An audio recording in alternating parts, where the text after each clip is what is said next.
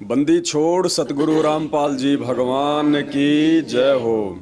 सत्साई भाई और बहनों, आज दिनांक 22 जुलाई 2022 और महाराष्ट्र के पूना शहर में सात संगति के लिए हम सभी भाई बहन बैठे हुए हैं। और महाराष्ट्र के अहमदनगर से बहन ज्योति दासी आई हुई है, जो आपको अपना कोई अनुभव बताएगी। थोड़ा ध्यान से सुनने का प्रयास करें।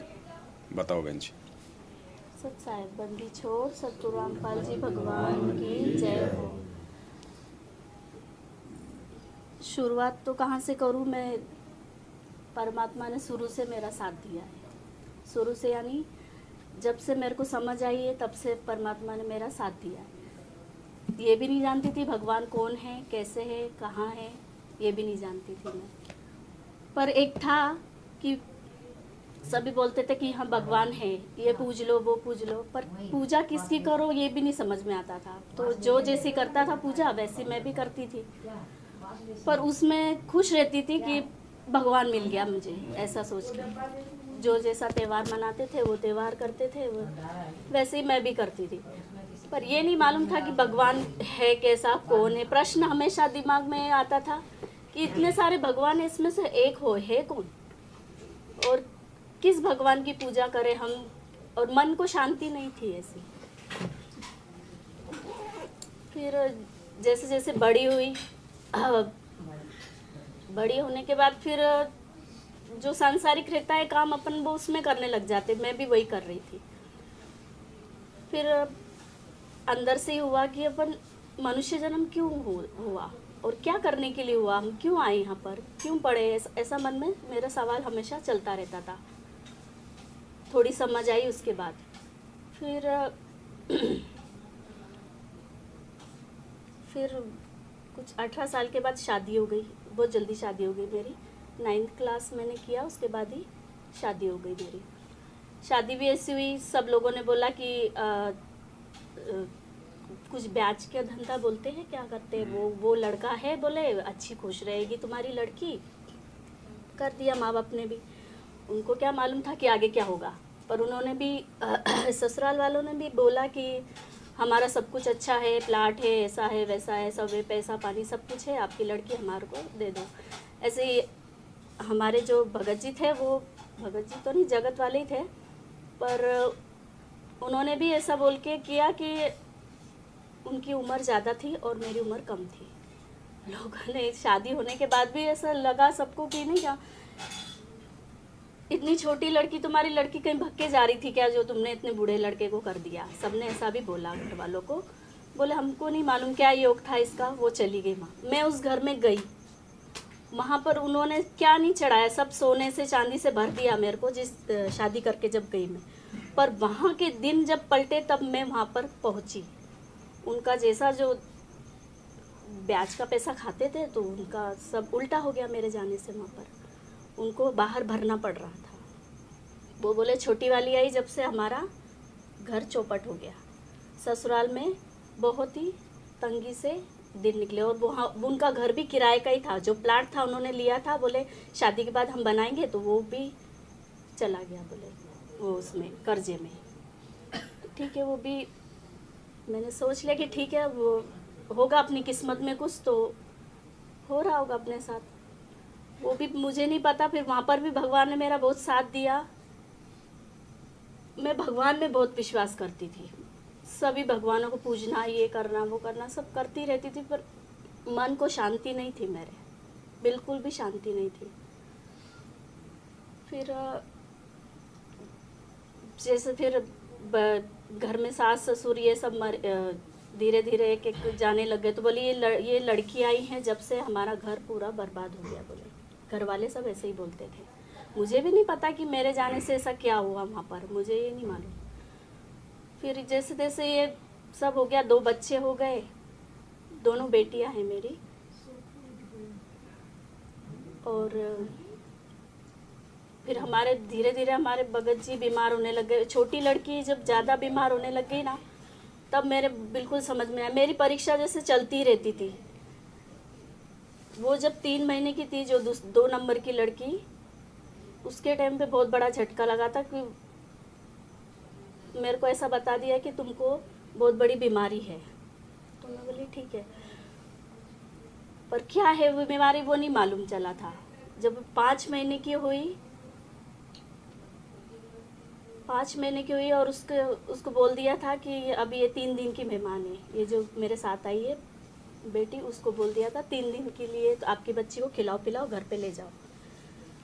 मैं बोली ऐसे, मेरे अंदर विश्वास था कि इतनी जल्दी कोई बच्चा कैसे मर सकता है। मैं बोली 3 दिन की बीमार, ऐसे कौन से इतना डॉक्टरी कर रहे, इतनी दवाई गोली खिला रहे, उसको कैसे क्या बोल सकते हैं कि 3 दिन की नहीं। फिर मैंने वो जो भी गोली दवा दिया वो सब छोड़ी छाड़ी और मैं माँ के यहाँ लेकर आ गई उसको।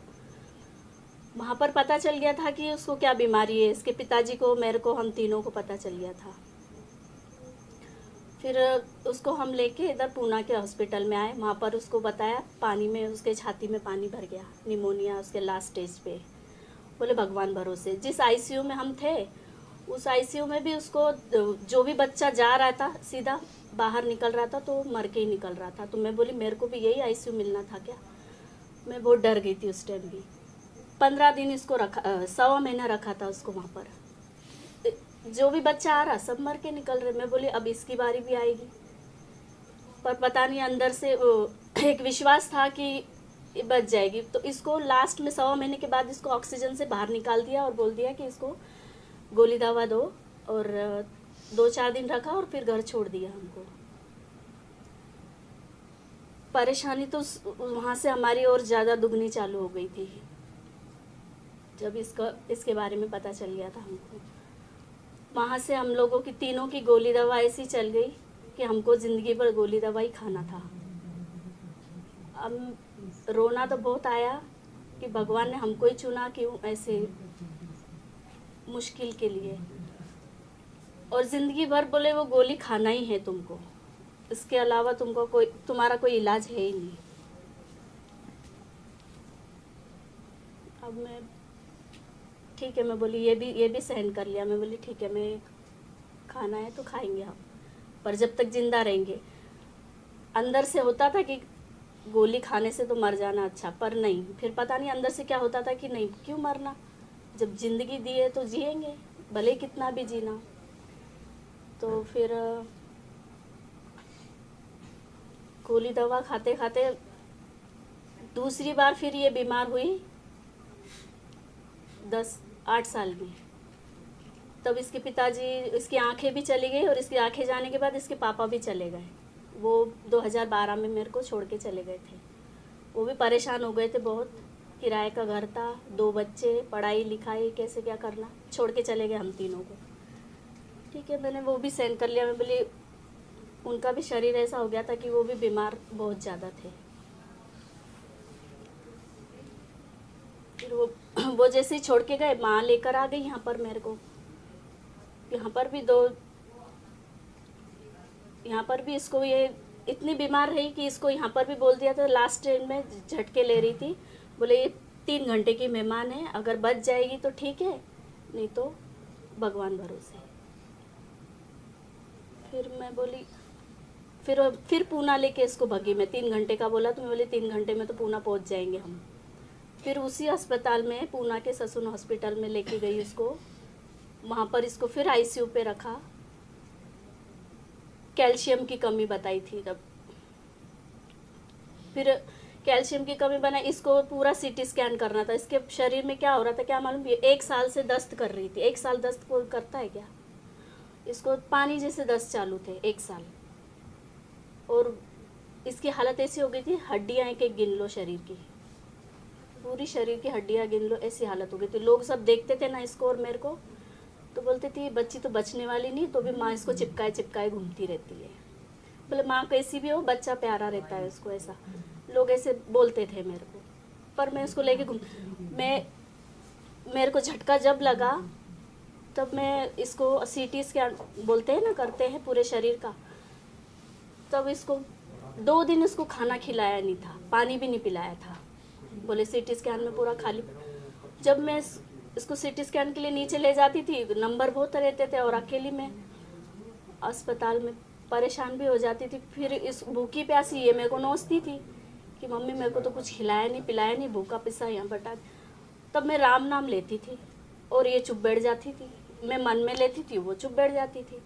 तो मैं बोली यार ये नाम राम नाम ले रही हूँ और ये शांति से बैठ रही है, नहीं ले रही हूँ तो चुप चिड़चिड़ कर रही है। तो मैं दिन भर जब तक सिटी स्कैन नहीं हुआ तब तक इस राम नाम लिया। वो मेरे को नहीं पता था वो राम नाम में क्या ले रही हूँ, बस वो लिया मैंने। और वो सिटी स्कैन हुआ, उसका पेट का पता चला, इसको पेट का टीबी हो गया था, पेट का टीबी। फिर वो उसके बाद फिर भी हम लोग वही चालू था इसका कि चालू, वो बोले इसका चालू रहेगा, बोले दस्त ये करती रहेगी, इसको गोली दवा चल रही है, हम लोग इसको देख रहे, बाकी तुम इसको गोली दवा इतनी थी कि गोली का जैसे पैकेट था उसका, और दिन में इतनी गोलियां खाती थी, सुबह से लेके शाम तक गोलियां ही खाते थे वो भी और मैं भी।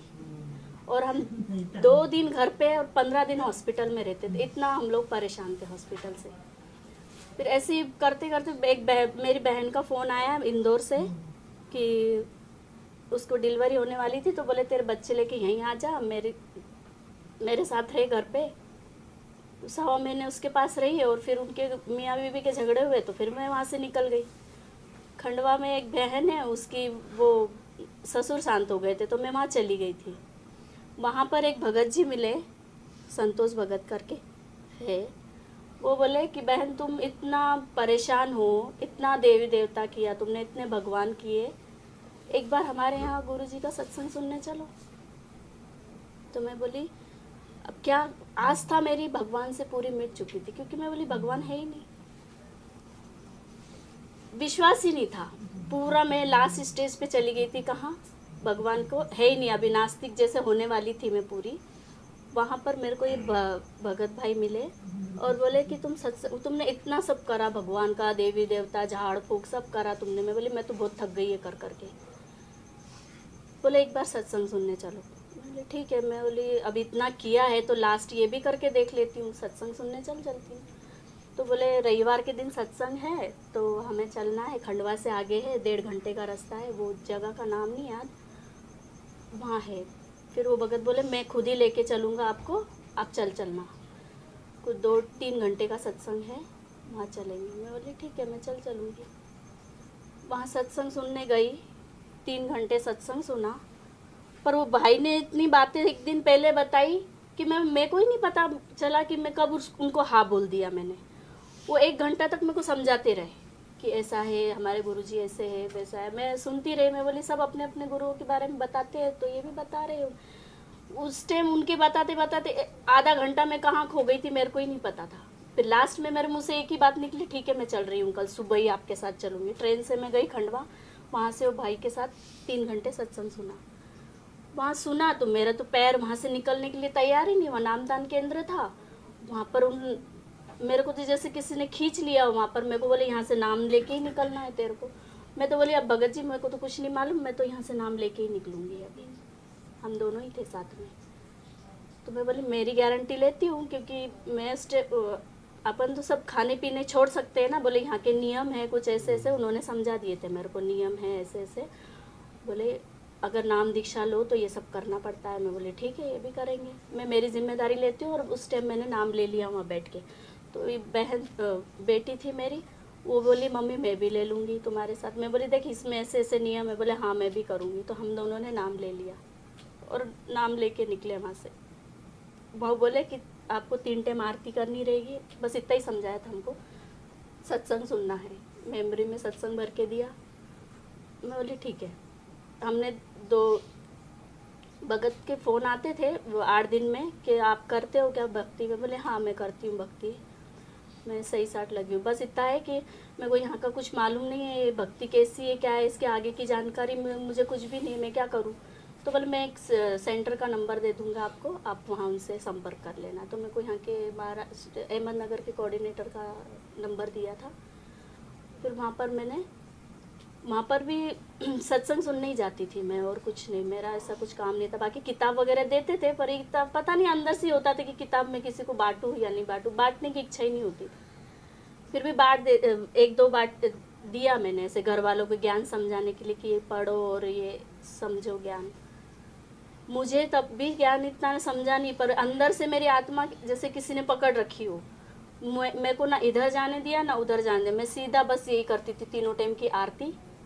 और उस बीच में इसका शरीर 3 महीने में ऐसा सुधर गया, चटनी रोटी खा के। जहाँ उसको इतना अच्छा अच्छा खाना खिलाती थी तब उसका शरीर नहीं बना, और चटनी रोटी घर में उसने 3 महीने खाए बैठ के, और 3 टाइम की आरती करी, और उसका शरीर ऐसा तैयार हो गया। और 10 तो हमको पता ही नहीं चला कि कब कहाँ गायब हो गए वो। मैं बोली भाई इसको तो ये शरीर में अलग ही हो गया। फिर भी मैं बोली ये होगा, ये भक्ति का ही कुछ होगा, क्योंकि उन्होंने सब बता रखा था कि भक्ति में बहुत चमत्कार होते हैं। तो मैं बोली परमात्मा की होगा कोई चमत्कार। मैं बोली हो गई होगी अच्छी। फिर भी हमारी भक्ति कैसी थी, सिर्फ 3 टाइम आरती करने का और सत्संग सुनना, इतना ही चल रहा था, कुछ भी नहीं मालूम था भक्ति का। सेंटर पे जाती थी कुछ दिया तो नहीं, वहाँ पर 1-2 बार मैंने वो ज्योति बोलते हैं ना करने का, वो किया। और एक बार बोले कि मेरा, हाँ उस टाइम बीच में ही मेरा पैर टूट गया। तो बोले, मैं बोली मेरा ऐसा एक्सीडेंट हो गया, मेरे ऑपरेशन का बहुत परेशानी हो रही, तो मैं क्या करूँ। तो बोले तुम वो करवा लो, पाठ का संकल्प ले लो गुरुजी से। मैंने बोले आज लगा, हाँ पाठ प्रकाश करवा लो। तो फिर मैं बोली ठीक है मैं पाठ प्रकाश करवा लूँगी। फिर मैंने बोला ठीक है, ऐसा बोल दिया। फिर मेरा 8 दिन में, दिवाली के टाइम एक्सीडेंट हुआ 8 दिन पहले, और दिवाली के दिन ऑपरेशन करके परमात्मा ने घर पे भी ला दिया मेरे को। 8 दिन में ससुन हॉस्पिटल में कभी इतना जल्दी ऑपरेशन नहीं होता, और दिवाली के टाइम तो पेशेंट लोगों को महीना भर वो लोग लटका के रखते, पर मेरा ऑपरेशन 8 दिन में हो गया और मेरे को घर पे लिया है। और ऑपरेशन भी ऐसा था, पूरा 6-7 घंटे का ऑपरेशन था पूरा। ये घुटना पूरा टूट गया है मेरा यहाँ से, और कटोरी को जॉइंट किया हुआ है, एल्यूमिनियम का तार लगा हुआ है अंदर। तो जब मैं, वो भी हो गया एक हादसा, उसके बाद भी मैं बोले मेरे साथ ऐसा हो क्यों रहा है, समझ में ही नहीं आ रहा। भक्ति तो मैं बोल रही सही साट है या नहीं, वो भी नहीं समझ में आ रहा। फिर धीरे धीरे जब मैं इधर घर में ही थी, घर में कलेश वगैरह चलता ही रहता था। तो फिर मेरे को धीरे से पता नहीं बहुत बड़ा कलेश हुआ, और परमात्मा ने जैसे मेरे को वहाँ से घर से निकाल के दूसरे घर में बिठा दिया। किराए का घर है, दोनों बच्चों को लेके अलग रहने लग गई मैं। वहाँ पर मैंने पवन दास जी के वीडियो सुने, अचानक वो वीडियो आने लगे। मैं बोली भाई ये सेंटर पे तो इतनी देर तक कोई बात करता ही नहीं, 5 मिनट बोलते हैं, 2 मिनट, 5 मिनट तो बहुत ज़्यादा हो गए, 2 मिनट बोलते हैं और रख देते फ़ोन, ये कौन इतनी बड़ी बात। तो फिर मैंने इनका सुना, सुनते मैं बोली अरे ये तो बहुत अलग ही ज्ञान है, और ये तो बहुत अलग ही बता रहे हैं। तो मैं बोली ये सही है। उस टाइम मेरे मन में हुआ। मैं वहाँ जिस जगह में रहती हूँ वहाँ पर बोलते प्रेत बाधा भी है, और वहाँ बोलते वो डेर रहता है ना, सांपों का डेर, वो तो पूरा जमा के बैठा था, एक बहुत पुराना था वहाँ पर बड़ा। मैं डर गई वहाँ पर, पहले दिन गई और दर्शन, वो लड़की को दिख गया। मैं बोली अब क्या करूँ, मैं तो डर गई, दोनों बच्चे लेके अकेली रह रही थी मैं। फिर मैंने वहाँ पर फ़ोन लगाया सेंटर पे, तो बोले ऐसा कुछ नहीं, तुमको होगा कुछ, बोले हम लोग इसके लिए कुछ नहीं करते, बोले तुमको दिख रहा होगा तो दिखेगा, और या तो फिर ज़्यादा परेशान कर रहा है तो मार दो, नहीं तो दूर कर दो उसको, ऐसा बोल। मैं बोली अब ये तो नहीं कर सकते अभी यहाँ पर। फिर वो हो गया, तब भी नहीं समझ में आया क्या हुआ। फिर वीडियो में सुनती थी, पहली बार वो वीडियो सुना था वो कौन से एरिया का था, गणेश भगत जी वहाँ पर थे, और भगत जी वहाँ पर भंडारा कर रहे थे। हाँ, तो गुजरात में ही उन्होंने नंबर दिया था इनका, मोबाइल नंबर गणेश भगत जी ने। तो फिर मैंने वो नंबर नोट कर लिया, और पहली साथ संगति मेरी बॉम्बे की थी, घाटकोपर की। वहाँ भी जाने के लिए मेरे को बहुत अड़चन हुई। हाँ, वहाँ पर मेरे जाने की बहुत अड़चन हुई। बड़ी वाली लड़की और हम तीनों का हो गया था रिजर्वेशन, वो बस का टिकट हो गया था बुकिंग। दिन में ही लड़की का मोबाइल फूट गया। वो बोली मम्मी मैं साथ संगति में जाने वाली नहीं ना, मेरा मोबाइल फूट गया, मैं वहाँ क्या करूँगी बैठ के, ऐसा बोल दिया। उसमें बोले साथ संगति है, चलना है अपने को, मैंने तेरा टिकट कर लिया है। बोले मेरा मोबाइल फूट गया। मैं बोले मोबाइल बनाने डाल दे। उसी दिन काम पे जाती हूँ कपड़े की शॉप पे, वहाँ से 7,000 रुपये लिए, 2,000 का उसका मोबाइल बनाया मैंने। फिर बोली मेरी सिम गुम हो गई, अब मैं नहीं आने वाली। रात को 8:30 बजे मोबाइल बना के लाई, बोलती मेरी सिम गुम हो गई। वहाँ मैंने पूरा ढूंढ दिया, वहाँ मिली नहीं मेरे को। 10:30 बजे बोलती है 11 बजे की 12 बजे की गाड़ी हमारी, और 10:30 बजे बोलती मैं नहीं आने वाली, पलंग पे सो गई। 11:30 बजे कि 11 बजे कोई आके वहाँ पर हमारे घर पे पास नल है, वहाँ पर बोले ये सिम बच्ची की पड़ी है, मेरे को मिली थी, वो ढूंढ रही है। अब कौन आके दे के गया वो नहीं मालूम, पर वो बोल के गए कि वो बच्ची ढूंढ रही थी, तो मैंने आके दिया। अब बोले कोई सफ़ेद कपड़े में था और दाढ़ी वगैरह थी, तो मैं बोली भाई कोई होगा जिसने देख लिया होगा। वहाँ पर जिसकी दुकान थी वो भी मोमेडियन ही था, मैं बोली हो सकता देखा होगा उस, पर 11:30 बजे कोई सिम आके देगा इतनी सी नहीं देखा। और वो ये लड़की ने मना बोल दिया था साथ संगति के लिए, तो सिम मिल गई, वो तैयार हो गई। 11:30 बजे आके दी वो सिम मिली, और मेरे को वहाँ पर ही परमात्मा में बोली देखो परमात्मा को बुलाना है। पहली साथ संगति मेरी घाटकोपर की, वहाँ से फिर मेरा बोलते ना आत्मा का शुद्धिकरण जैसे धीरे धीरे होने लग गया। अंदर से आत्मा मेरी एकदम सुकून वो मिलता है ना, वो सब धीरे धीरे साथ संगति में आके। और मेरा घर में भी आज मैंने 10,000 की नौकरी छोड़ के मैं घर पे भक्ति कर रही हूँ, और घर कैसे चल रहा है वो परमात्मा ही जानते, परमात्मा ही करते सब। मेरा लड़की बॉम्बे में जॉब कर रही है, पर छोटी जो लड़की है उसको लेके हम दोनों अकेले भक्ति करते हैं घर में। घर भी किराए का ही है। परमात्मा ने अभी तक, और ये भी बात है कि जब ये एक्सीडेंट हुआ था तब मेरे को अंदर से प्रेरणा हुई थी कि ये नहीं पहनना है तेरे को। उसी टाइम मैंने सब निकाल दिया मेरा, और 2 साल भर बाद तो यहाँ अब साथ संगति में भी आ गया था कि ये पहनना है ही नहीं। मैं बोली मैंने 1 साल पहले ही छोड़ दिया ये सब चीज़। अंदर से ही हुआ, अभी भी अंदर से ही हुआ कि काम छोड़ दे। काम कर रही है तो भक्ति नहीं हो पा रही तेरी। बैठ गई, अभी 2 महीने से मैं घर पे ही हूँ, और परमात्मा घर भी चला रहे अच्छे से, और दया है परमात्मा की। आज अभी तक भी परमात्मा ही संभाल रहे हैं। बंदी छोड़ सतगुरु रामपाल जी भगवान। और गोली दवा हमारी छूट गई है। गोली दवा मैंने कब छोड़ी, पवन दास जी के जब वीडियो आया था वो चरणामृत का, उस टाइम तो ऐसे जैसे परमात्मा मेरे को अंदर से संकेत कर रहे हैं कि तुझे गोली खाना ही नहीं है। मैं 2 महीने की गोली लाई थी, और गोली मैंने खाई नहीं, इसको भी नहीं दी और मैंने भी नहीं खाई। आज 8 महीने हो रहे, हम एक गोली नहीं खा रहे, एक भी गोली नहीं खा रहे। और हम लोग दोनों लास्ट स्टेज पे थे, लास्ट स्टेज पे। वो 2nd लाइन पे थी, मैं 3rd लाइन पे थी। हम ICS पेशेंट है, ICS पेशेंट है, और ये बीमारी में कोई इलाज नहीं है, कोई इलाज की गुंजाइश नहीं। तो ये चमत्कार ये परमात्मा ने किया है मेरे साथ कि इतनी बड़ी जो बीमारी है उससे मेरे को छुटकारा दिलवाया। पवन दास जी की वीडियो देखे, साथ संगति से जुड़ी, तो मेरा ये आत्म कल्याण परमात्मा का विश्वास भी परमात्मा से साथ संगति से जुड़कर ही हुआ। और मेरे जो चल रहे थे, जो मेरे ऐसे भी झगड़े वगैरह जो भी चल रहे थे घर में, घर वालों का विरोध नहीं है ज्ञान से, तू तेरी भक्ति जैसी कर रही तू कर, पर वो उसमें भी थोड़ा सा चल रहा था ना कि वो काल प्रेरित हो रहते हैं ना वो भी, और अब जगत और भगत में तो अंतर रहता ही है। थोड़ा बहुत तो वही मेरे साथ था कि वो लोग मेरे को मैनेज कर रहे थे, पर किस तरीके से कि भाई इसका आदमी नहीं है, 2 बच्चे लेके पड़ी है तो ठीक है। पर एक दिन ऐसा आया कि परमात्मा ने मेरे को वहाँ से निकाल दिया, और आज 1 साल हो गया मैं अलग बच्चों को लेके अकेली रहती हूँ। विश्वास है तो परमात्मा सब कुछ करता है। परमात्मा ने मेरा बहुत बड़ी बीमारी से मेरे को बचाया, और वो गोली दवा मेरी बंद करवा दी। गोली दवा का भी बहुत बड़ा है, पर अब वो क्या बताऊँ, ठीक है जो भी सही है, ज़्यादा समय नहीं लूँगी आपका। दया है परमात्मा की।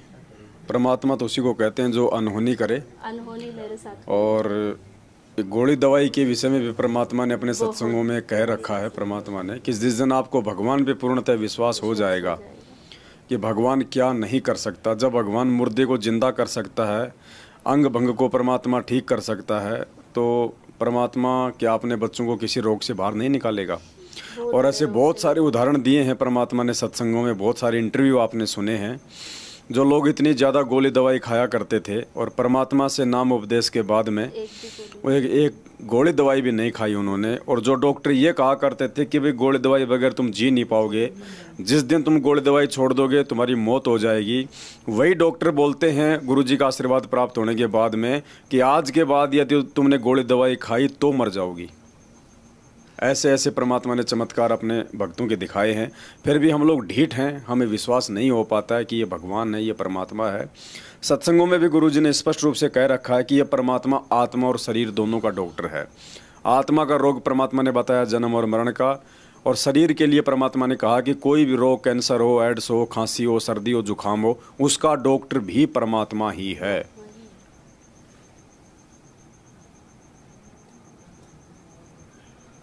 कि कबीर परमात्मा सब रोगों का वैद्य है। शरीर के रोग भी जो हमारे यहाँ लगते हैं और आत्मा के रोग का भी वो वैद्य है। आत्मा का रोग कौन सा है? जन्म और मृत्यु का। और शरीर के रोग हैं, किसी का खांसी होगी, किसी का कैंसर हो जाती है, किसी का अक्षय रोग हो गया, किसी प्रकार का कोई भी किसी प्रकार का रोग है, परमात्मा की भक्ति जाप से वो ठीक हो जाता है। तो ये परमात्मा आत्मा और शरीर दोनों का डॉक्टर है।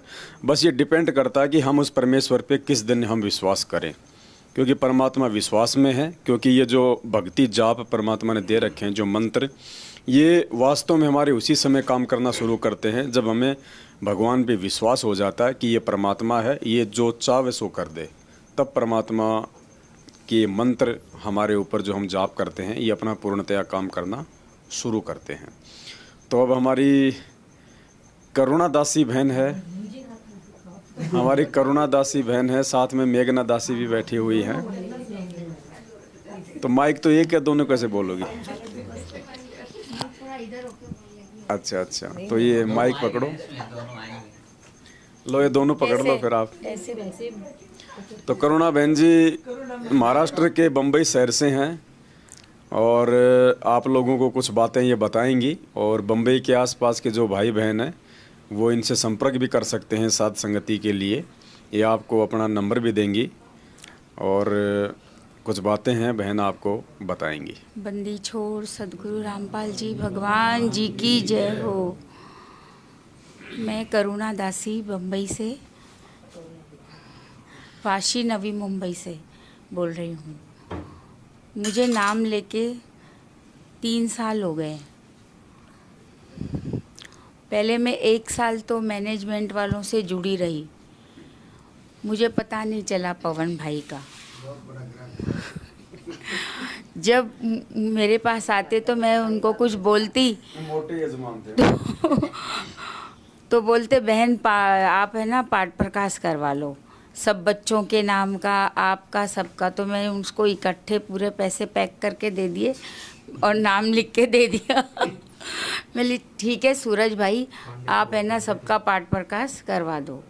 और वो मेरे को प्रसाद ला के दे देते थे, पर प्रसाद मुझसे ना खाया नहीं जाता था। ऐसे होता था मेरे साथ में। बहुत कुछ हुआ, जब बोलो जब कि तुम बस पाठ प्रकाश करवा लो। ज्योति के लिए नहीं बोलते थे। और फिर मैं जुड़ी रही, कुछ फ़ायदा नहीं हुआ बस मैंने दुख ही दुख झेले। फिर जब एक बार मुझे पवन भाई का पता चला, वो भी मेघा बहन से पता चला फिर वो सूरज भाई मेरे घर पे आ गए कि वो मेघा बहन से बात मत करना, वो है ना गुरुद्रोही हो गई है, उसने पवन भाई के वीडियो देख लिए। तो मैंने सोचा अपने मन में क्या है ये बात, देख लिए तो मैंने सोचा ऐसे तो मतलब समाचार आते हैं, वो तो देखने चाहिए ना हमारे को समाचार, तो हमारे देश में क्या क्या हो रहा है, ये क्या गुरुद्रोही की बात कही। मैंने ऐसे मन में विचार किया और मैंने भी 4-5 वीडियो देख लिए पवन भाई के तो मैंने उनको बोला आपकी मीटिंग है आज तो मेरे को मेघा को बुला लिया मीटिंग में। और मैंने बोला मैंने देखा उसमें क्या है, ऐसे क्या कोई गुरुद्रोही हो जाता है क्या। मैंने तो 4-5 वीडियो देखे, क्या है हमारे देश में समाचार नहीं पता चले हमको क्या हो रहा है क्या नहीं, ऐसे कैसे हो जाएगा। बहुत सारे ऐसे तो मैंने बोले गुंडे हैं, फिर तो हम भी गुरुद्रोही हो गए उनके गुंडों के देख देख के। मैंने कुछ बोला नहीं आप गुरुद्रोही हो गए हैं। बोले ठीक है आपको ऐसे लगता है। तो बहुत सारी बातें ऐसे हुई, अभी इतनी बात तो मैं क्या बताऊं, पर उन बातों से मुझे पता चल गया कि ये पक्के चीटिंगबाज हैं, कुछ नहीं है इनके पास। ये सिर्फ एक अपना बिजनेस लेके बैठे हैं मैनेजमेंट वाले। 1% कुछ नहीं है इनके पास। मेरा तो भाई बहनों से यही बोलना है कि सब आओ और साथ संगति से जुड़ो, और आपको पता चलेगा कि साथ संगति में मालिक की भक्ति कैसे करनी चाहिए हमें। ये मैनेजमेंट वाले तो कुछ भी नहीं बताते हैं, बस आरती करो 3 टाइम, कैसे पूजा करनी चाहिए, कैसे पाठ करना चाहिए, कैसे हमें मर्यादा में रहना चाहिए, कुछ नहीं बताते। सब पवन भाई के वीडियो देखो और साथ संगति से जुड़ो और सब पता चलेगा आपको। और मेरे इतने फ़ायदे हुए जब मैं साथ संगति से जुड़ी। मैंने मालिक को 2 पर्ची डाली, 6 महीने पहले की बात है, कि मालिक मेरी बहू गई हुई थी ऐसे 4 साल से, कि मालिक ये वही आएगी क्या दूसरी आएगी, यही सही होके आएगी या दूसरी आएगी। मैंने 2 पर्ची डाली मालिक को, ऐसे मैं हमेशा डालती हूँ। तो वो 1 पर्ची उठाई मैंने कि यही आएगी, और वही आ गई। अभी 2 महीने हो गए हैं, मेरा घर इतना अच्छा चल रहा है और इतने अच्छे से रह रही है वो, बहुत अच्छे से। और हमारे में भी कुछ गलतियाँ थी, ऐसे तो है नहीं कि हमारे में नहीं है सारी उसमें हो। हमने में अपनी गलती सुधारी, मालिक ने सुधारी सब कुछ, सारी गलतियाँ हमारी, और अभी बहुत अच्छे से चल रहा है घर हमारा। तो मेरा भाई बहनों से यही कहना है कि आप साथ संगति से जुड़ो, सभी भाई बहन। और मेरा नंबर लिखो, मैं नंबर बता रही हूँ, 9820926650, करुणा दासी। आपको कोई भी बात साथ संगति से जुड़े करनी है तो मुझको फ़ोन करना आप, और मुझसे बात करो, ठीक है। सत साहेब बंदी छोड़ सतगुरु रामपाल जी भगवान जी की जय हो। नहीं थोड़ा अरे हमको तनिक नहीं, आज प्रेरणा नहीं हो रही, आज प्रेरणा दे रहे हैं। और कोई भाई बहन कुछ बताना चाहेगा? आप कुछ बताएंगे? शॉर्टकट बोल देना, शॉर्टकट नंबर बोल देना, वो तो सारी अपने अंदर ही नंबर बोलना, बता दो भाई जी, आप भी कुछ। चलो कोई बात नहीं, बहन का तो इंटरव्यू है पहले का, कोई दिक्कत नहीं है। और ये नंबर नहीं बोला है इसने, कौन सा नंबर बोलेगी ना, खाली नंबर नहीं नहीं, आप नंबर डाल आप दे देना फिर आप वीडियो में डाल नंबर, आप वीडियो में डाल देंगे साथ में, कोई वीडियो में दिक्कत साथ नहीं। में लिख दो। ये हमारे सुनील भगत जी हैं, बम्बई के कल्याण से आए हैं। आज यहाँ पूना में 22 जुलाई 2022 को साथ संगति है।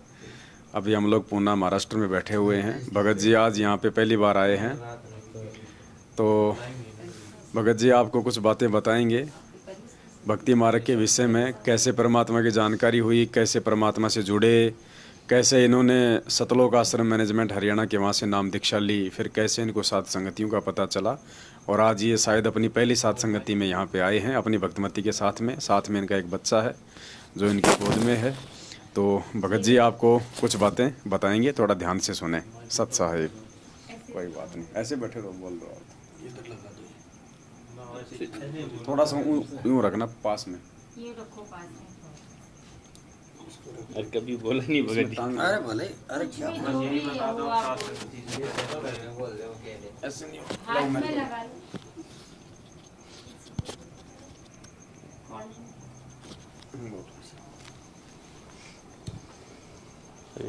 सत साई भगत जी, बंदी छोड़ सतगुरु रामपाल जी भगवान की जय हो। मैं भगत जी हमारे गांव में, मतलब रतलाम जिले में रहता हूँ मैं। मतलब गांव में गया था, अपना दीपावली का त्यौहार था, तो एक भगत, एक कानादास भगत जी थे, उन्होंने मेरे को बताया था मोबाइल में, बरवाला आश्रम के नाम से वीडियो निकल के आते थे। उन्होंने बताया था कि तुम ये सुनो, ये भगवान आए हुए धरती पे, तो उन्होंने सब बताया मेरे को। तो मैंने वो देखना चालू किया।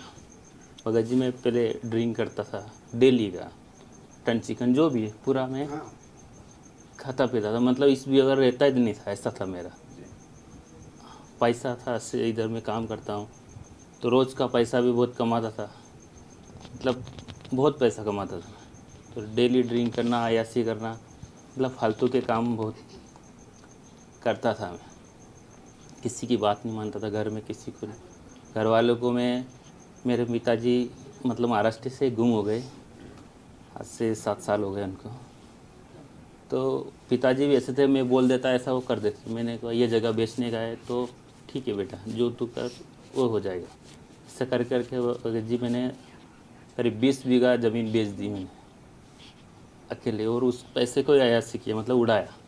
मतलब मेरे को अच्छा मानते थे, मतलब ये मेरा लड़का अच्छा है। तब गलत काम बहुत किया मैंने। उसके बाद में मैं महाराष्ट्र में आया, फिर नौकरी अच्छा मिल गया। फार्म हाउस पे रहता हूँ, बारूद का कंपनी है सेट का, उधर करता हूँ। तो पैसा मिला, उनको ही लेके आया। तो मैं गांव की जगह बेच के आया था इधर। तो मैंने कहा कि माँ के लिए रकम, वो सोना रहते हैं वो ख़रीद के लेके आ जाऊँ। तो मैं उधर मुंबई से गया, बड़ौदा तक गया, और फ़ोन आया कि पिताजी मिल नहीं रहे, गुम हो गए। तो फिर मैं वापस रात में 2 बजे उतरा और वापस आया, कंप्लेन वगैरह किया तो नहीं मिले, पिताजी वगैरह भी नहीं मिले। मतलब बहुत आने के बाद में ढूंढा उनको, पर नहीं मिले। फिर मेरा ये आदत है, गलत संगति में था तो करता था। मतलब बहुत नालायक आदमी था मैं, बहुत। फिर ये ज्ञान में ड्रिंक करते हुए ज्ञान सुनता था मैं। डेली ड्रिंक करता था और मोबाइल चालू कर देता। ऐसा आस्था बढ़ता रहा, उनका मालिक का ऐसा ज्ञान एकदम समझ में आया, और मैंने सोचा कि नहीं यार मैं ये काम नहीं करूँगा, छोड़ूंगा डायरेक्ट। घर पे गया और मेरा जो इसने बोला था मेरे को कि यार वहाँ पे अपना राजगढ़ में वो सेंटर खुला हुआ है, उनके साथ में गया मैं और मैंने नाम दीक्षा लिया। वहाँ से मैं अभी नाम तो ले लिया, पर जो विधि रहती, जो अपना नाम जाप जो भी करते हैं, उसका कोई आता पता नहीं था। खाली टाइम पास से जो है वो करते आ रहे थे, कभी किया कभी नहीं किया, खाली अपना एक रूलिंग चल रहा था, कोई उसका फ़ायदा नहीं किया। मेरे को 15-20 दिन महीना लाभ भी मिला, बहुत अच्छा। मेरा झगड़ा हुआ अपना बाजू वाले फार्म से, और अपना इनकम टैक्स वाला कमिश्नर का भाई था, उसके साथ में झगड़ा हुआ। तो पहले मैं उसको मैंने मारा था, जो नाम नहीं लिया उसके पहले मारा था मैंने उसको। उसके जैसे मैं नाम लेके घर पे आ गया, तो मालिक का ज्ञान सुना हुआ था मैंने कि अपन को कुछ नहीं करने का है। सामने वाला जब कुछ भी करे अपने साथ, अपन को उसके सामने नहीं बोलने का है। वो अपना हथियार तलवार वगैरह जो भी आदमी बदमाश लेके आया, गेट पे आया, बहुत गाली दिया, बाहर निकल, औरत के हाँ छुप गया है, तू बाहर निकल, अभी तेरे को ऐसा कर देगा, काट डालेगा ऐसा। मैंने क्या, तू जो भी करने का कर, तू मेरे में सेठ ने बोल रखा है कि अपने जगह से तू किधर जाने का नहीं, जो भी आएगा तो उसका करके चला जाएगा, तो टेंशन मत ले। तो फिर मैंने भरोसा भी था मालिक का कि अपन को गलत करने का नहीं, जो भी हो दिखे जाएगा। तो मैं उसने बहुत झगड़ा किया घर, मतलब 12-1 बजे रात को उसने चिल्ला चोट किया। मैंने गया, कुछ बोला ही भी नहीं, उसको उल्टा जवाब दिया ही नहीं मैंने। तो मेरा 1 महीना तक मेरा इतना अच्छा लाभ मिला कि पूछो मत। मतलब ये अच्छा काम अपना बहुत अच्छा होता रहा। बाद में नहीं तो आरती 3 टाइम की भी नहीं कर पा रहा था मैं। शाम को संध्या आरती कर लेता था और बीच बीच में छोड़ भी देता था ऐसा। और आपका वीडियो देखता तो मना बोल रखा था कि उनको वीडियो तो देखना ही नहीं था। नहीं मतलब आपने वीडियो देखने के बाद उनसे बात करी थी, या उन्होंने पहले बोल दिया कि कोई पवन दास उसका वीडियो नहीं देखना? उन्होंने पहले ही बोल दिया था मेरे को, जब नाम लिया उस समय? हाँ मतलब जैसे नाम साथ में पुस्तक देते हैं भगत जी। हाँ पहले ही उन्होंने बोल दिया था उनका वीडियो तुमको देखने। जो फिर हम भगत जो रहते हैं, वो भगत लोग रहते हैं, वो जुड़ते रहते हैं, अपन से जुड़ते रहते हैं, तो वो बोलते रहते हैं कि उनका वीडियो और आपका वीडियो देखते हैं तो उनमें अलग ही एक रस से छुपा हुआ बात निकलता है। तो उसमें हमारा दिमाग ज़्यादा जाना लग गया। वो लोग सब मना बोलने लगे कि नहीं, अगर तुमने उनका वीडियो देखा है तो नाम शुद्ध करवाना पड़ेगा, ऐसा करने लगे।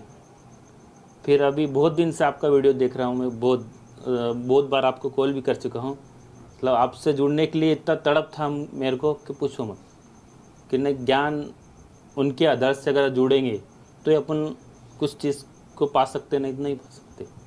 ऐसा आत्मा मतलब ऐसा गदगद हो। हाँ, आपकी बातें सुन के भी बहुत कुछ अच्छा लगने लगा। सत्संग समझ में जैसे आपका ये जैसे आप वीडियो देखते रहते थे, उसके बाद में हम लोग वो तीनों टाइम की आरती करने लगे।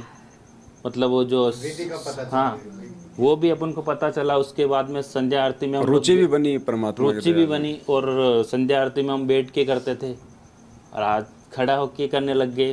उधर तो कोई ज्ञान नहीं था, बस अपना जो भी है करके भेज दिया, तुम कुछ भी करो उधर घर पे जाके। बस अभी अपना वो जो भी है उन आश्रम पे जाओ, प्रकाश पाठ बोलते हैं, वो जो करके आ जाओ, पाठ प्रकाश बोलते हैं, उधर पैसा दे के आ जाओ, या अपना जो भी है। हाँ, बस हम जाते थे और बच्चों के नाम से हमारा जो भी रहता है वो हम लोग करते रहते थे। जहाँ भी अभी बरवाला अपना इंदौर आश्रम खुला, प्रकट दिवस, उधर भी गए थे, आपका वीडियो भी देख ले। फिर भी मतलब डगमग। हाँ, डगमग थे। फिर अभी ज़्यादा करके आपका वीडियो ज़्यादा देखने लग गए। नहीं, फिर तो अभी हमसे रहा नहीं जा रहा था कि नहीं अभी तो उनके पास जाएंगे तो अपना कुछ अच्छा हो जाएगा। अभी सात संगति पहले ही आपका। ये पहला ही सर अभी इन्होंने 4-5 दिन पहले फ़ोन किया मुझे, पहली बार शायद मनी भगत जी पहले ने किया होगा, लेकिन हाँ, मुझे ध्यान नहीं होगा। भगत जी तो इन्होंने कहा कि कोई सात संगति हो तो हमें बताओ महाराष्ट्र के आसपास। तो मैंने कहा सात संगति तो है। तो बोला नंबर दो, मैंने कहा दूंगा।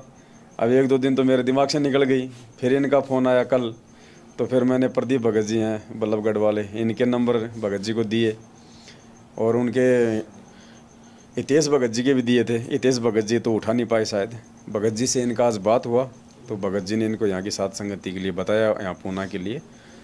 तो अब पहले मुझे भी थोड़ा डर था कि यार नया आदमी है, पता नहीं कोई मैनेजमेंट का भाई कोई जासूस हो और वहाँ जाके बता दे कि आ जाओ भाई यहाँ है सात संगति।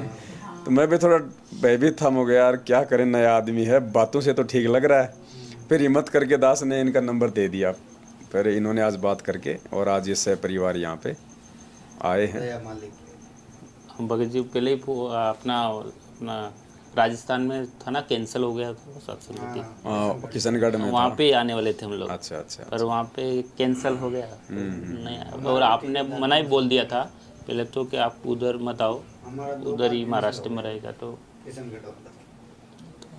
भगत जी आप मतलब हम लोग आपसे जुड़ गए तो हमारा अब तो भी दास ने भी छोड़ दिया है किशनगढ़, अब वहाँ से मकान खाली कर दिया है, जयपुर ही आ गए अब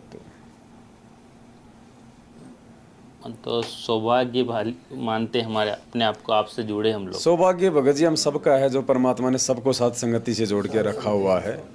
इसे परमात्मा निमित्त बनाते हैं। मैं हमारा अपना मुरबाड़ में ये हमको फिर इधर पुस्तक सेवा मिली, हर दिन काम नहीं करने का और उनके पीछे दौड़ने का।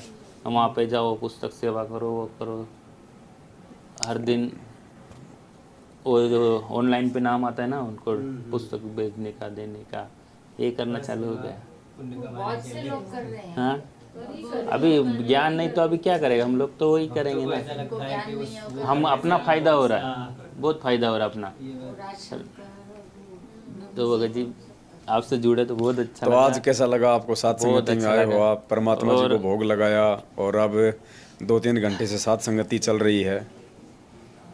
भगत जी ऐसा लग रहा है कि हमेशा यहाँ से जाऊँ नहीं, ऐसा लग रहा है सही कि जो माहौल मिला ऐसा तो शायद ही कभी मिला होगा हमको। पैसा तो दुनिया में बहुत कमाएंगे, पर जो यहाँ का जो माहौल है वो ही एक मायने रखता है। जो प्यार प्रेम भाईचारा परमात्मा लाना चाहते हैं, जिसके बलबूते पे परमात्मा इस कलयुग में सतयुग लाना चाहते हैं, ये है। वो मार्ग परमात्मा यहाँ से स्टार्ट करवा रहे हैं भगत जी।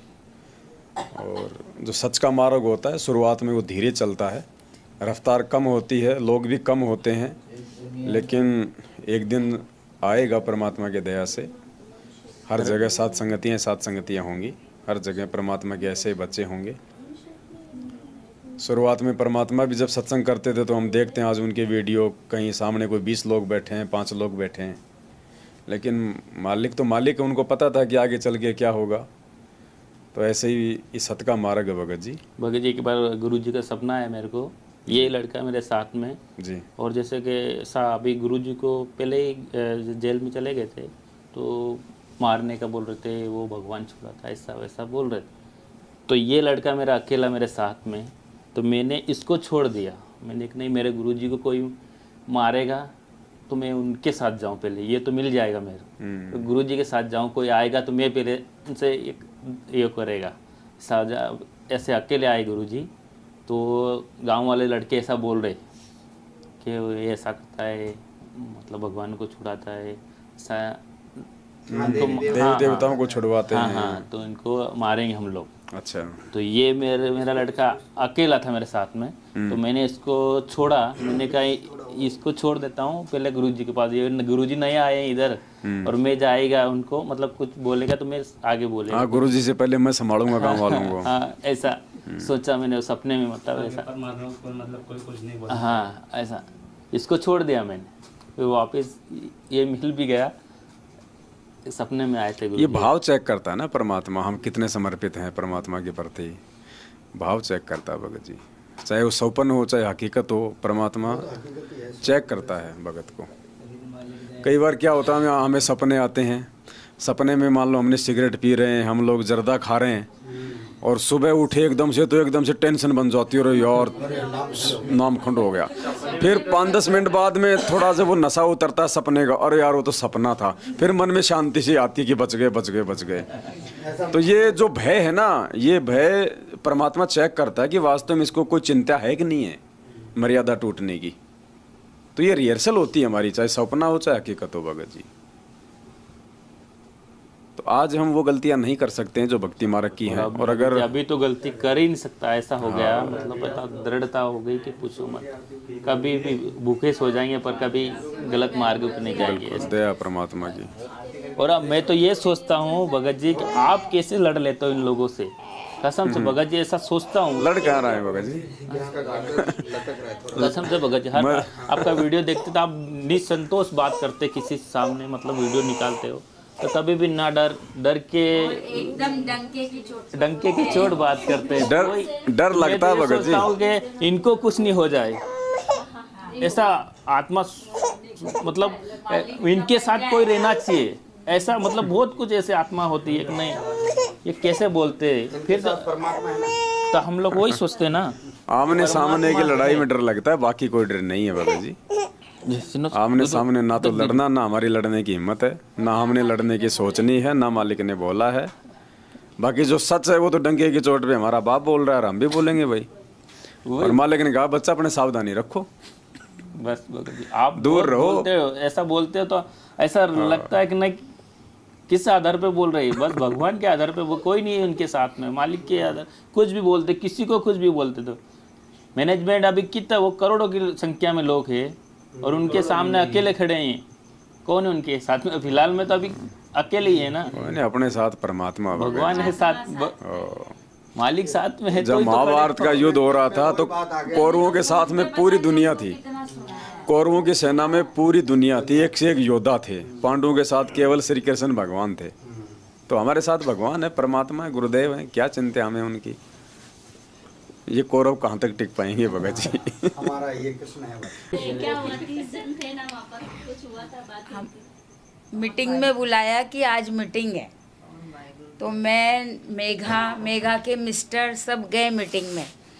तो मुझे पहले बोला कि आप बताओ, तो मैंने बोला सबका लो लाइन से, जिसको आपने बोला मेरा ही क्या है, बोला नहीं आप और मेघा का बोला, और फ़ोन सबके बंद करवा दिए कि कोई मतलब रिकॉर्डिंग नहीं करना, सब बंद कर लो फ़ोन। बोले ठीक है, सबके बंद फ़ोन करवा दिए, अपने पास रखे, मैंने फ़ोन नहीं दिया, यहाँ रख दिए साथ में। हाँ, साइड ऐसे सामने रखे, हमको बोला कि दे दो हमारे पास, तो सामने रखे हमने फ़ोन। तो बोले कि तुमने वीडियो देखा और ये मेघा की बात सुना, तुम गुरुद्रोही हो गए, तुमको शुद्ध कराना पड़ेगा नाम। तुमने तो, तुम्हारी रिकॉर्डिंग हमने सुनी है, तुम आप क्या सबको भड़का रहे हो, कितने भक्तों को तुमने भड़काया, मैंने बोला जो सच्चाई है वो मैंने बताई है, उसमें क्या डरना है, क्या डर पड़ा है मुझे बताने में, सच से क्या डरना।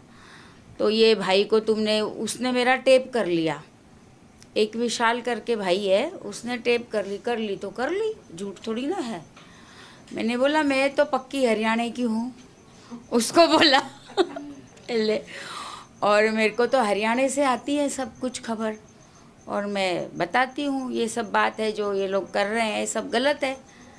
और पवन भाई का सुना मैंने तो क्या हुआ, और वो तो बहुत अच्छा बोलते हैं, पवन भाई की तो एक भी बात गलत नहीं है। आप लोग को तो कुछ भी नहीं पता कैसे पूजा करनी चाहिए, आप लोग अपनी बीवियों को तो सोने के कान के पहना के भेज रहे हो। गुरु ज्ञान आधार से भाई तुम सब हाँ, जा रहे। और पवन भाई ने तो बोला कि एक कांटा भी नहीं पहनना चाहिए, वो भी काल हम जब दंडवत करते हैं तो काल को चला जाता है, वो हमारी दंडवत भी नहीं स्वीकार होती है। तो मैंने तो कांटा भी निकाल दिया और तुम तो कुछ बताते ही नहीं हो। दरवाजा तोड़ दे। यहाँ तो मैनेजमेंट वाले तो सब उनके सोने के कान के पहन रही हैं, वो लोग वहाँ सब कर रही है, और कुछ बताते भी नहीं है और कुछ आता भी नहीं है, उनको भाषा भी नहीं समझती है। मैं कभी चली जाती थी तो मेरे से पूछते थे बहन जी इसका मतलब क्या है, बहन जी इसका आजकल मतलब तो इन्होंने आश्रमों में ये कर रखा है कि भाई गुरुजी का आदेश है, आश्रम में आओगे तो कोई सोना नहीं पहन के आओगी, वापस अपने घर पे चाहे जाके 16 श्रृंगार कर लो, हाँ, आश्रम में नहीं पहनोगी। हमने तो निकाला, ऐसा निकाल दिया सोना कि हमने पहना ही नहीं। हाँ, कोई शादी में जाना हो, बच्चे बोलते मैं मुझे नहीं जाना है शादी में, और मैंने तो अभी सच्ची पूछो तो सारा सोना बेच दिया और अपने सेव कर लिए पैसे। मैंने मुझे नहीं मतलब देखो भाई जिसके घर में सास ससुर का या पति का विरोध नहीं है तो उसको तो बेच देना ही अपने चाहिए। सोने बेच दिया, और बच्चों का है तुम करो जो करना है, वो भी बेच दिया था, पता चल गया तो बच्चे ने रख लिया अपने पास सोना, बोले रख ले तू, तेरा कर्जा उतार जो भी है। परमात्मा का वचन पहले, जब मालिक ने कह दिया कि इसको तो अपने घर में भी नहीं रखना, सोना क्यों पहने, हमको तो मालिक चाहिए, हमें को तो कुछ चाहिए ही नहीं है। और कुछ कोई बोले अरे तू एक कहीं जाते तू एक चीज़ तो पहन ले, कान में तो पहन ले, मिली क्यों पहन ले, क्यों पहनूं मैं, मुझे जो मालिक चाहिए थे मालिक मिल गए और मुझे कोई चाहिए ही नहीं है। परमात्मा ने इतनी सुंदर देह दे दी, नर नारायण इतना दे दी। सुंदर शरीर दिया है, क्या जरूरत है पहनने की, सारी बात समझ गई। और सजाना ही है तो सील संतोष फिर? विवेक क्षमा दया वो जो कहने हैं वही ना कार्टून बना रखे थे काल ने हमको पहन के, इतने 36 प्रकार के कान के पहनो, हाँ मंगलसूत्र पहनो, हार पहनो, सब छोड़ दिया हमने तो। दया मालिक। इतनी मालिक की कृपा हुई है कि जब से नाम लिया कुछ इच्छा ही नहीं होती कि तू ये पहन वो पहन, नहीं, बस एक सूट पहनने की, साड़ियाँ भी सारी उठा के रख दी, और नई नई साड़ियाँ सारी बेचने को निकाली और पुरानी है कोई ले जाए ठीक है। ऐसे सब हुआ, और मैनेजमेंट वालों को तो इतना झाड़ा है मैंने कि बहुत ज़्यादा। तो भक्तों को समझाओ थोड़ा, जो अपने घर पे गुरुजी को भोग नहीं लगाते हैं उनको बताओ भाई। मालिक को कम से कम हफ्ते में एक बार भोग लगाना चाहिए, देसी घी का भोग हलवा तो बना के। रोज ही लगाना चाहिए। ऐसे तो रोज ही लगाना चाहिए, पर हफ्ते में तो लगाओ कम से कम। हाँ, जो नहीं एक लगा बार। पाते रोज, कम से नहीं कम लगा हफ्ते में या पाते, 15 दिन में, या फिर रोज नहीं लगा पाते, रोज दूध का लगा लो, कुछ ड्राई फ्रूट का लगा लो रोज ऐसे, और एक दिन हलवा बना के लगा लो हफ्ते में एक बार। ऐसे करके भोग लगाना चाहिए मालिक को। मालिक तो अपने साथ में ही है, भोग लगाओ, मालिक को खुश करो सत्य स्वरूप ही राम है, वो तो सारा। तो सब कुछ अच्छा होगा। और हमें तो मालिक चाहिए है, और सबको मालिक चाहिए है, तो हमें भोग लगाना बहुत ज़रूरी है। तो गीता जी में भी लिखा है ना, जो थोड़ा बहुत कर रहे थे अभी बहुत। ज़्यादा सीख जाएंगे। सत साहेब बंदी छोड़ सतगुरु रामपाल जी भगवान जी की जय हो। तो सत्साई भाई और बहनों, दया परमपिता परमात्मा की आज 22 जुलाई 2022 को शुरू हुई और रात्रि के 2:30 बज रहे हैं। 23 जुलाई 2022 हो चुकी है। आज पूना महाराष्ट्र की ये सात संगति थी जो परमात्मा जी संपन्न करवाने जा रहे हैं, और ऐसे ही आगामी दिनों में परमात्मा रजा बख्शेंगे। हर दूसरे तीसरे दिन भगत भाई बहनों के घरों पे जा जाके ज्ञान आधार से उनकी थोड़ी बहुत जो शंकाएं होंगी अध्यात्म को लेके वो भी दूर की जाएंगी और उनको परमात्मा की यथार्थ भक्ति विधि से सबूतों के साथ दिखा दिखा के जोड़ा जाएगा। सबके घर में एकमात्र परमात्मा सतगुरु रामपाल जी भगवान का ही फ़ोटो लगवाया जाएगा, चाहे वो दीवार हो चाहे उनका दरबार हो, और सभी को परमात्मा जी को भोग लगाने की जो विधि है वो बताई जाएगी। सभी को डायरेक्टली परमात्मा से ही जॉइंट किया जाएगा, परमात्मा से सीधा संपर्क करवाया जाएगा। और जो गुरु और गोविंद की हमने घरों में फ़ोटो लगा रखी है उनमें से हमने समझना पड़ेगा कि वास्तव में वो गोविंद गुरु कौन है। सतगुरु रामपाल जी भगवान है और उन्हीं के आशीर्वाद से और उन्हीं की भक्ति से हमारा आत्म कल्याण होगा, दूसरा कोई रास्ता नहीं है। तो ये आज की सत्संगति थी यहाँ की, परमात्मा ने संपन्न करवाई। आगे भी आपको इसी प्रकार से सत्संगतियाँ सुनने और देखने को मिलती रहेंगी। और आप भी कोशिश कीजिए भाई बहनों को अपने स्तर पे समझाने की, जो आपके संपर्क में हैं, अड़ोस पड़ोस में हैं, गांव के आसपास हैं। आपकी भी जिम्मेदारी बनती है, क्योंकि देखो एक बार में हो सकता है वो आपकी बातों को स्वीकार ना करे, लेकिन आप उसके संपर्क में रहेंगे, थोड़ा समझाते रहेंगे तो ठीक का समय है। वो भी परमात्मा की आत्मा है, भ्रमित कोई भी हो सकता है, लेकिन हम थोड़ा समझाएंगे प्यार प्रेम से तो वो भी समझेंगे। सबको भगवान चाहिए, सबको परमात्मा चाहिए। हम भी पहले इसी गफलत में थे, इसी मैनेजमेंट के साथ में थे, इसी के फर्जी आदेशों को गुरुजी का आदेश मान के चलते थी। मेरे घर पे तो इन्होंने नामदान केंद्र तक खोल के मुझे कालजाल में फंसाने की पूरी तैयारी कर रखी थी। वो तो मालिक ने मेहर बख्शी, जो 2 महीने बाद ही मेरे घर पे पुलिस आ गई और वहाँ से नामदान केंद्र हट गया, वरना मैं भी आज इन्हीं की चापलूसी कर रहा होता, मैं भी अपने कहीं न कहीं कोई कर्म फोड़ रहा होता। तो यही विनती है सभी भाई बहनों से, सभी ज्ञान को आधार बनाएं, ज़्यादा से ज़्यादा साथ संगतियों से जुड़ें और परमात्मा को प्रसन्न करने का हम प्रयास करें। सत्साहिब बंदी छोड़ सतगुरु रामपाल जी भगवान, सत्साहिब।